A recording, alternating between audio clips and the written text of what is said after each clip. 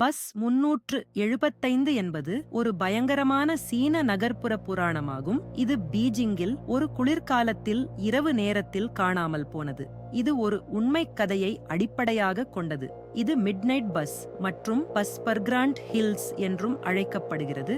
இந்த கதை நவம்பர் 14, 1995 அன்று சீனாவின் பீஜிங்கில் நடந்தது. நள்ளிரவில் 375 பேருந்து யுவான் மிங் யுவான் பேருந்து முனையத்திலிருந்து வெளியேறியது. இது இரவின் கடைசி பேருந்து மற்றும் அதன் இலக்கு சியாங்ஷான் ஆகும், அதாவது நறுமண மலை ஆகும். பேருந்தில் ஓட்டுநரும் பெண் நடத்துனரும் இருந்தனர். இரவு கடுமையான குளிர் மற்றும் கடுமையான காற்று வீசியது. அப்போது கோடைக்கால அரண்மனைக்கு அடுத்த தெற்கு வாயிலில் நின்று கதவுகளை திறந்தது. 4 பயணிகள் ஏறினர். ஒரு வயதான பெண்மணி, ஒரு இளம் ஜோடி மற்றும் ஒரு இளைஞன். இளம் தம்பதிகள் ஓட்டுநருக்கு பின்னால் முன்பக்கத்தில் அமர்ந்தனர். வயதான பெண்ணும் சிறுவனும் பஸ்ஸின் மறுபுறம் கதவுகளுக்கு பக்கத்தில் அமர்ந்தனர்.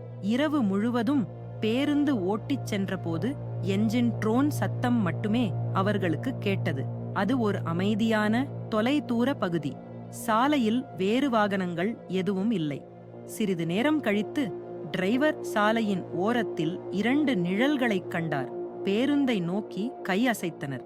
டிரைவர் நிறுத்திவிட்டு கதவை திறந்ததும் 3 பேர் ஏறினர். அவர்களுக்கிடையில் 3வது மனிதனை தாங்கி நிற்கும் 2 மனிதர்கள் அவரை தோளில் தூக்கி பிடித்தனர். நடுவில் இருந்தவர் கலைந்தும் தலை குனிந்தும் இருந்ததால் அவரது முகத்தை யாரும் பார்க்க முடியவில்லை. மூவரும் குயிங் வம்சத்தின் பாரம்பரிய சீன ஆடைகளை அணிந்திருந்தனர் மற்றும் அவர்களின் முகங்கள் மரணமடையும் வண்ணம் இருந்தன. பேருந்தில் இருந்த மற்ற பயணிகள் பயந்து ஒருவரையொருவர் பதட்டத்துடன் பார்த்து கொண்டனர். டிரைவர் வண்டியை நிறுத்திவிட்டு சாலையில் தொடர்ந்தார். பெண் கண்டக்டர், பயப்படாதீங்க, அவர்கள் அருகில் காஸ்டியூம் டிராமா ஷூட்டிங் செய்யும் நடிகர்களாகத்தான் இருப்பார்கள். வேலை முடிந்து குடித்துவிட்டு உடை மாற்ற மறந்துவிட்டார்களாம் என்று கூறி அனைவரையும் சமாதானப்படுத்த முயன்றார். பேருந்தின் பின்புறம் அமர்ந்திருந்த 3 அந்நியர்களை கிழவி திரும்பி பார்த்து கொண்டிருந்தாள். ஒரு பயங்கரமான அமைதி நிலவியது. பயணிகள் யாரும் எதுவும் பேசவில்லை. வெளியே விசிலடிக்கும் காற்று மட்டுமே அவர்களுக்கு கேட்டது. 3 அல்லது 4 நிறுத்தங்களுக்குப் பிறகு இளம் ஜோடி பேருந்திலிருந்து இறங்கியது. பஸ் டிரைவரும் பெண் நடத்துனரும் சிரித்து பேசிக் கொண்டிருந்தனர். அந்த மூதாட்டி திடீரென்று தன் காலில் குதித்து தன் முன்னால் அமர்ந்திருந்த இளைஞனை அடித்தாள். எல்லாரிடமும் தன் பர்ஸை திருடிச் சென்று விட்டான் என்று சத்தமிட்டு பெரும் ரகளை செய்து கொண்டிருந்தாள். அந்த இளைஞன் எழுந்து அவளிடம் வாக்குவாதத்தில் ஈடுபட்டான். ஆனால் வயதான பெண் அவனை காலரை பிடித்து இழுத்து அடுத்த நேரத்தில் அவர்களை இறக்கிவிடுமாறு டிரைவர் கோரினார். நிறுத்துங்கள், அவரை காவல் நிலையத்திற்கு அழைத்து செல்லலாம். அந்த இளைஞன் பேசாமல் இருந்தான். பேருந்து நின்றதும் மூதாட்டி அந்த இளைஞனை வெளியே இழுத்துச் சென்றுள்ளார். அப்போது அந்த 3 பேரும் இவர்களையே பார்த்தார்கள். பேருந்து இரவு மற்றும் மூதாட்டி நிம்மதி பெருமூச்சு விட்டாள். காவல் நிலையம் எங்கே என்று அந்த இளைஞன் கேட்டான். காவல் நிலையம் இல்லை என்று வயதான பெண்மணி பதிலளித்தார். உன் உயிரை காப்பாற்றினேன். என்ன, எப்படி என் உயிரை காப்பாற்றினாய் என்றான் இளைஞன் குழப்பத்துடன். அந்த 3 பேரும் பேய்கள் வயதான பெண்மணி பதிலளித்தார். அவர்கள் பேருந்தில் ஏறியதிலிருந்து எனக்கு அவர்கள் மீது சந்தேகம் இருந்தது. அதனால் நான் அவர்களை திரும்பி பார்த்தேன். ஜன்னல் வழியாக காற்று வீசியது. நான் எல்லாவற்றையும் பார்த்தேன். அது அவர்களின் நீண்ட ஆடைகளை தூக்கியது. நான் அதை பார்த்தேன். அவர்களுக்கு கால்கள் இல்லை. அந்த இளைஞன் ஆச்சரியத்துடன் அந்த மூதாட்டியை பார்த்தான். அவனுக்கு வியர்க்க ஆரம்பித்தது. அவனால் ஒரு வார்த்தை பேச முடியவில்லை. மூதாட்டி போலீசுக்கு போன் செய்து அவள் பார்த்த விடயத்தை பற்றி சொன்னாள். அடுத்த நாள் பேருந்து 375 நிலையத்திற்கு புகாரளிக்கத் தவறியது. அது ஓட்டுநர் மற்றும் பெண் நடத்துனருடன் மாயமானது.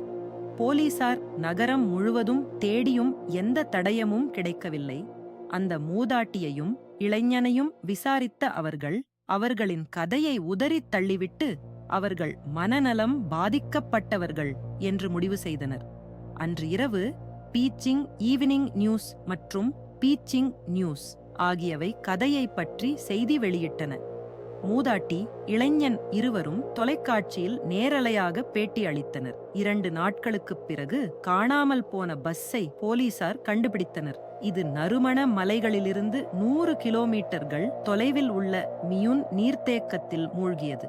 பேருந்தின் உள்ளே அவர்கள் 3 மோசமாக அழுகிய உடல்களை கண்டுபிடித்தனர். பஸ் டிரைவர், பெண் நடத்துனர் மற்றும் அடையாளம் தெரியாத ஆண். இந்த வழக்கைச் சுற்றி இன்னும் பல மர்மங்கள் இருந்தன. மியுன் நீர்த்தேக்கத்திற்குச் செல்லும் வரை பஸ்ஸில் போதுமான எரிவாயு இல்லை. மேலும் போலீசார் பெட்ரோல் டேங்கை திறந்தபோது அதில் இரத்தம் நிரம்பியிருப்பதைக் கண்டனர். காணாமல் போன 2 நாட்களுக்குப் பிறகுதான் சடலங்கள் கண்டுபிடிக்கப்பட்டாலும் அவை மிகவும் மோசமாக சிதைந்தன. அது கோடைகாலமாக இருந்தாலும் சிதைவு செயல்முறை இவ்வளவு விரைவாக இருக்க முடியாது. பிரேத பரிசோதனையில் உடல்களுடன் வேண்டுமென்றே தலையிடவில்லை என்பது உறுதி செய்யப்பட்டது. அவர்கள் எப்படி இவ்வளவு சீக்கிரம் சிதைக்க முடியும்? மியூன் நீர்த்தேக்கத்திற்குச் செல்லும் ஒவ்வொரு நுழைவாயிலிலும் உள்ள அனைத்து பாதுகாப்பு கேமரா நாடாக்களையும் போலீசார் கடுமையாக ஆய்வு செய்தனர். ஆனால் அவற்றில் எதிலும் பேருந்து தென்படவில்லை. உண்மையில் அவர்கள் அசாதாரணமான எதையும் கண்டுபிடிக்கவில்லை.